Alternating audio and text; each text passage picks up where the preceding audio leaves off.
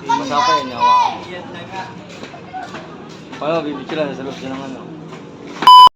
Ayan po mga kainsan, minigos-megos na ka. Ayan po yung git po natin sa nais magpagawa. Available po. Anytime pre, anywhere. Anytime.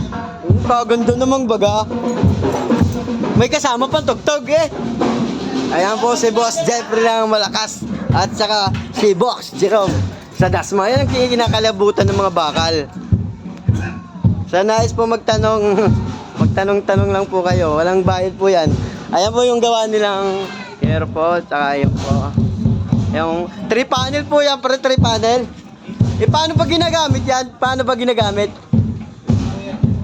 Opo ko. Kaganda naman. Sige nga, isara mo nga ga. Yan na nga. Sinara na nga sa 3 panel. Tapos baga pabukas nga baga ng isa lang. Kaya baga. Ayan na nga. Oh, uy guys, ay kagalingin no? Eh paano kaya pag ano, dalawa ga? Kaya baga?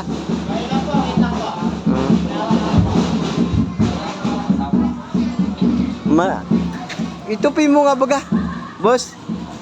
Tupin mo na malupit para makita nila.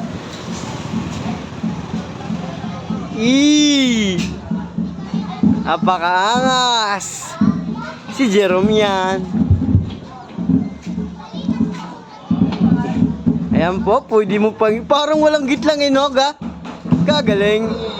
Wixi. 1-0. Ayan po. Yung malupit na ano. Kung kailangan nyo ng malupit na pintor. Geng-geng. Ayan bata niya. Diba? Yung batang ano. Ayun po yung isang batang ano. Panisa na magtatanong dyan. Ayan si Madam. Yan. Shut up. Manis. Geng-geng na yan. Kaya ngayon, huwag na kayo may magtanong.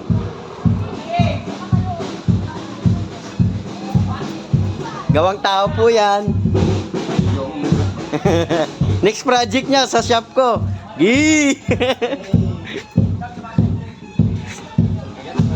Ha? Hindi, papaano ko lang pulido.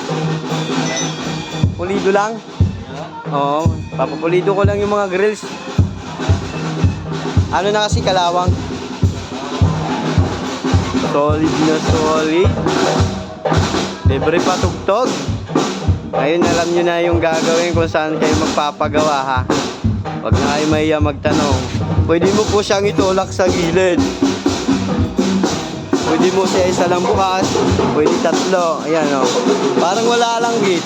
Kaya kayo, sana kayo magtatanong. Masapa yan, yawa.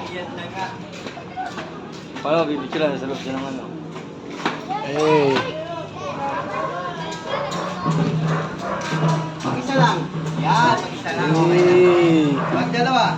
Ano mo boss ha? Hindi ba sa kasama kasi? Ito mo ka?